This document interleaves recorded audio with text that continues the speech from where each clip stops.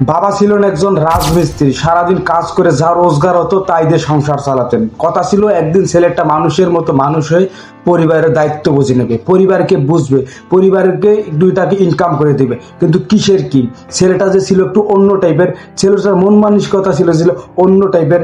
ছেলেটা সারাদিন আড্ডা মেরে বাইরে, সন্ধ্যা নামার আগে বাড়ি ফিরতো।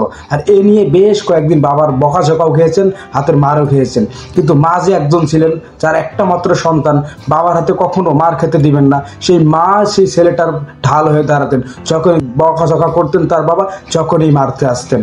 আর এই নিয়ে পাড়া প্রতিবেশীরা বিভিন্ন রকম ভাবে কটূক্তি করতো, এ ছেলেকে দিয়ে কিচ্ছু হবে না, এ ছেলে বাবা মার কষ্ট বোঝে না, এ ছেলে অন্য টাইপের, এই টাইপের আড্ডাবাজ, এ ছেলেকে দিয়ে কিচ্ছু হবে না। তাছাড়া তো আমাদের সমাজে আছেই যারা একটু নিম্ন মধ্যবিত্ত আয়ের, উচ্চবিত্ত লোকেরা আমাদের নিম্নবিত্ত মানুষদেরকে একটু অন্য টাইপের দেখে, তাদেরকে সম্মান দিতে চায়। ছেলেটির বাবা রাজমিস্ত্রি হওয়ার কারণে ওই সব শ্রেণীর পেশার মানুষের কাছে তার বাবা কোনো মূল্যায়ন পেত না। সেটা একদিন ডিসিশন নিলেন, আমাকে এই স্টেপটা চেঞ্জ করতে হবে, আমার পরিবারকে সম্মান এনে দিতে হবে, আমার বাবা মাকে আমার সম্মান এনে দিতে হবে।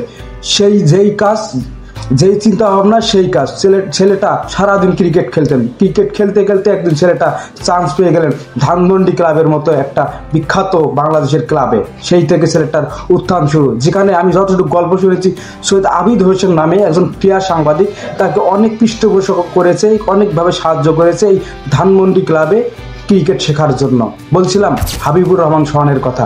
হাবিবুর রহমান সোহানের বাবা ছিলেন একজন সামান্য রাজমিস্ত্রি, আর এই রাজমিস্ত্রি হয় সমাজের কাছে ছিল তার অভিশাপের মতো নেমে এসেছিলেন। তারা নিম্ন মধ্যবিত্ত আয়ের ছিলেন বলে তাদের পাড়া প্রতিবেশীরা তাদের বাবা রাজমিস্ত্রি বলে সম্মান দিত না, বিভিন্ন ইনভাইটেশনে ডাকতো না, তাদেরকে কটূক্তি করে কথা বলতো, তাদেরকে সেরকম প্রপার সম্মান দিত না।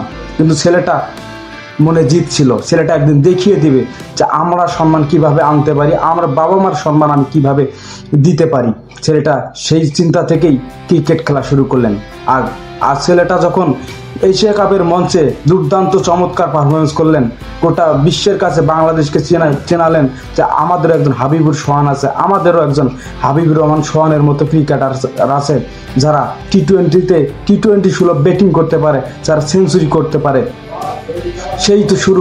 সেই শুরু হাবিবুর রহমান সোহান, যার একটা সময় যার বাবা মাকে কেউ মূল্যায়ন করতো না, দাম দিত না, সম্মান দিত না, সেই হাবিবুর রহমান সোহান যখন এশিয়া কাপে খেললেন, তারপর থেকে সে হাবিবুর রহমান সোহান বাবা মাকে দেখলে এখন মানুষজন সালাম দেয়, এখন মানুষজন সম্মান দিয়ে কথা বলে, এখন মানুষজন শ্রদ্ধার চোখে দেখে। এটা আমার কথা না। হাবিবুর রহমান সোহান কিছুদিন আগে একটা ইন্টারভিউতে বলেছেন, আমার পরিবারে কোনো সম্মান ছিল না, আমার পরিবারকে মানুষজন সেভাবে কোনো মূল্যায়ন করতো না। যখন আমি একটা পর্যায়ে বুঝতে পারলাম যে থেকে বেরিয়ে আসতে হবে, তখন আমি সিদ্ধান্ত নিলাম যে ক্রিকেট খেলতে হবে, ক্রিকেট খেলা একটা পর্যায়ে কিছু করতে হবে যেন আবার বাবা মার আমি সম্মান দিতে পারি, যারা আমার দু একটা মানুষ আর বাবা মাকে দেখলে শ্রদ্ধা করে সম্মান দেয়। আর সেই হাবিবুর রহমান সোহান আজ লাখপতি, হয়তো কিছুদিন পর তিনি কোটিপতি হবেন।